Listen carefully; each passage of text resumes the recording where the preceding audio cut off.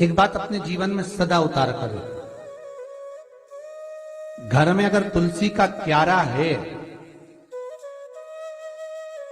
तो तुलसी महारानी हमें ये बता देती है कि हमारे घर में सुख आने वाला है कि दुख आने वाला।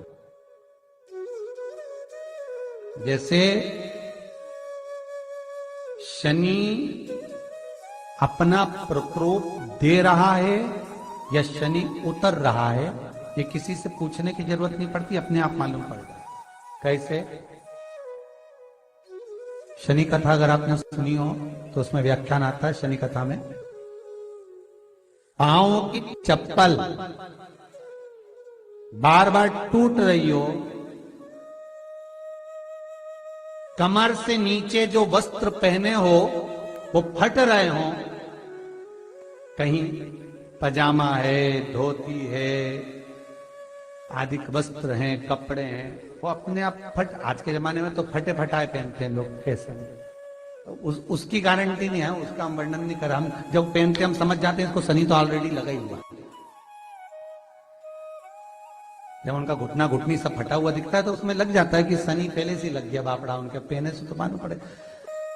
शनि का नियम है, शनि कथा कहती है पांव की चप्पल बार बार टूट रही हो, घिस गई हो, बद्दी टूट रही हो, कुछ कर रही हो, और अगर कमर से नीचे जो वस्त्र पहने हो वो अपने आप फट रहे हो, समझ ले कि शनि पांव से प्रवेश कर रहा, मतलब अपनी प्रखरता शनि दिखा रहा। किसी मंदिर में गए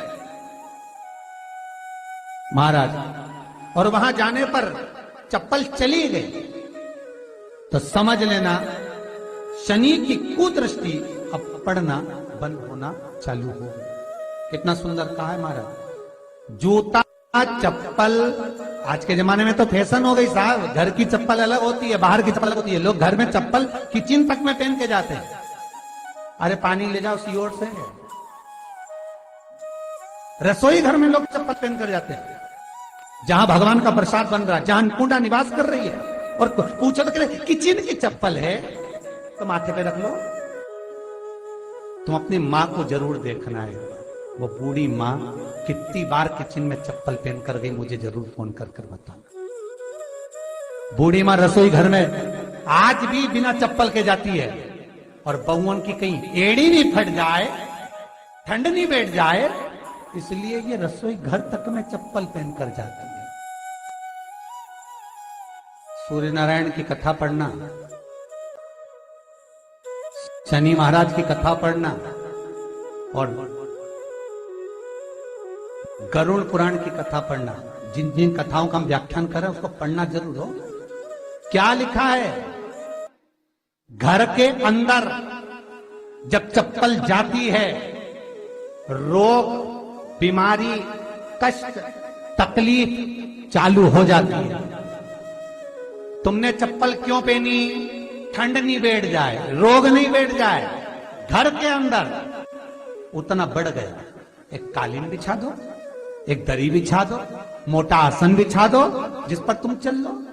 जरूरी है कि कई कई लोगों को तो हमने ये भी देखा कि कालीन पर भी चप्पल पहन के चलते, और ब्राह्मणों को भोजन परोस रहा है, गुरुजन को भोजन परोस रहा है, ठाकुर जी की थाली बना रहा है, ठाकुर जी का थाल लगा रहा है, तो भी चप्पल है पांव में। तेरा क्या होगा रे कालिया, क्या होगा? विचार तो करो। देह पड़ी रे जाए यहीं पर, फिर कुंडल और नगीना क्या, हरि नाम नहीं तो जीना। अभी भी सुधर जाओ रे, अभी भी सुधर जाओ, नहीं सुधरो तो सिधर जाओ रे, या तो सुधरो नहीं तो सिद्धरो, थोड़ा सुधरो। रसोई घर में अन्नपूर्णा रहती है, रसोई घर में शिव महापुराण की कथा कहती है जब भगवान शंकर को मां जगत जननी भोजन करा रही थी, शंकर जी ने वर मांगा था अन्नपूर्णा से, ए अन्नपूर्णे, तुम मेरे घर के बच्चों का भरण पोषण कर रही है। इस मृत्यु लोक में जितने मनुष्य जन्म लेते हैं ये मेरे पुत्र कहलाते हैं। तो अन्नपूर्णा ने कहा, चिंता मत करना भोलेनाथ, जिस जगह पर एक स्त्री, बेटी, कन्या या घर की बहू या बूढ़ी मां हो, अन्नपूर्णा उसके शरीर में प्रवेश करूंगी। वो रसोई घर नहीं होगा, वो मेरा और तुम्हारा मंदिर कहलाएगा। अब मंदिर में चप्पल पहनकर भोजन का निर्माण करना ये श्रेष्ठता है। एक आसन पटक लो आप रसोई घर के अंदर, जिस आसन पे खड़े होकर आप भोजन बना लो। मोटा सा आसन रख लो, चप्पल की जरूरत ही नहीं। श्रीमद् भागवत कथा कर रही है, तुलसी का मात्र तो शनि अपनी दृष्टि बता देता है। शास्त्र कहता है जब घर के अंदर प्रवेश करने के, जब आप घर में प्रवेश करें तो एक कोने में चप्पल को उतार दें। बाहर जगह नहीं है तो घर के अंदर प्रवेश कर लेफ्ट में चप्पल को उतार दें, और 7 या 3 कदम के अंदर चप्पल उतर जाना चाहिए घर के अंदर में। और उसके बाद अगर चप्पल अंदर प्रवेश कर रही है तो राहु केतु शनि के साथ प्रवेश करते हैं, जिसके घर में बीमारी कभी पीछा नहीं छोड़ती। शनि कथा, सूर्य की कथा का स्मरण करिए, आपको मालूम है, पहचान हो जाता है। महाराज तुलसी बता देती है कि आपके घर की दशा क्या है।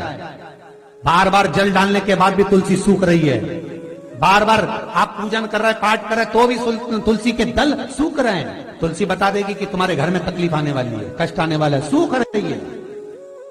किसी ने जरूर कुछ ना कुछ ऐसा है कि इसमें घर में तकलीफ आएगी। तुमने लगाया फिर सूखी, फिर लगाया फिर। तुलसा महारानी बता देती है कि कष्ट है। और जिस गमले की तुलसा घेर घमोर हो, फलित तो हो, आनंद में हो, तो उस घर में फिर दुख नहीं आता, समृद्धि खुद बढ़ती चली। जिन शंकर भगवान को आप जल चढ़ाते हो, जिन ठाकुर जी से आप लाड लड़ाते हो, जिन भगवान कृष्ण का आप स्मरण करते हो, राधा रानी का आप नाम जाप करते हो, जिस परमात्मा का आप भजन कर रहे हो, कीर्तन कर रहे हो, नाम जाप कर रहे हो, नाम स्मरण कर रहे हो, उससे तुम्हारा एक संबंध होना चाहिए, एक रिश्तेदारी होना चाहिए। और उससे जब तुम्हारा कोई संबंध रहेगा, उससे जब तुम्हारी कोई रिश्तेदारी रहेगी, तो उस रिश्तेदारी में जैसे ही आपके प्राण छूटे, और छूटते से ही आप जब गए, तो जाते ही आप कहोगे कि कृष्ण से मेरा ये संबंध है, वो मेरा पुत्र, वो मेरा भाई, वो मेरा बेटा, वो मेरा सगा, वो मेरा रिश्तेदार, वो मेरा कुटुंबी, वो मेरा पुत्र। जब कहोगे तो तुरंत प्रवेश हो जाए। महाराज भगवान से संबंध होना चाहिए। कई लोग भगवान को सवेरे से रिझाने बैठते हैं तो भगवान को बनी बनाई बात कहते हैं। ये पाठ कर लो, ये पाठ कर लो, ये पाठ कर लो, ये स्तुति कर लो, सारा बना बनाया। तुमने अपने दिल से कौन सी स्तुति गाई? तुमने अपने दिल से कौन सा भगवान को निवेदन करा, कौन सा नमन करा? बस सवेरे उठना है, नहाना है, भगवान के सामने जाना है, भगवान को नहलाना है, कपड़े पहनाना है, अगरबत्ती लगाना है, थोड़ा सा शक्कर का भोग लगाना। इतने सारे देवी देवता, शंकर जी, राम जी, गणेश जी, सारे देवता, और 2 खुरमा लेके आए, 1 बालूशाही लेके, 2 मठरी लेकर आ गए, 1 मठरी लेकर आ गए, और भगवान को इतनी सी कटोरी में रख दिया।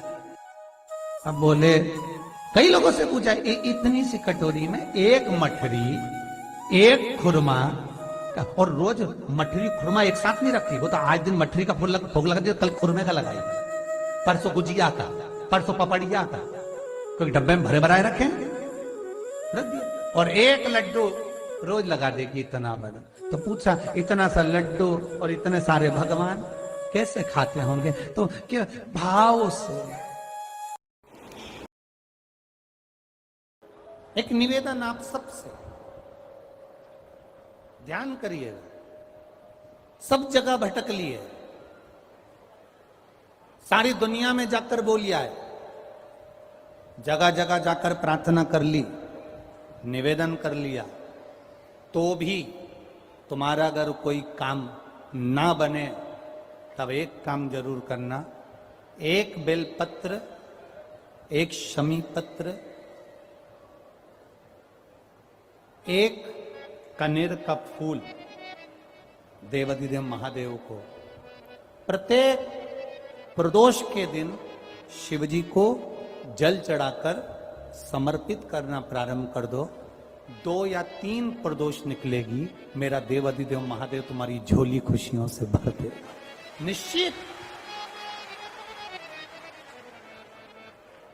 एक बेलपत्र, एक शमी पत्र और एक कनेर का पुष्प, भगवान शिव को प्रदोष की प्रदोष बाबा देवादिदेव महादेव को जल चढ़ाकर देना पड़ा।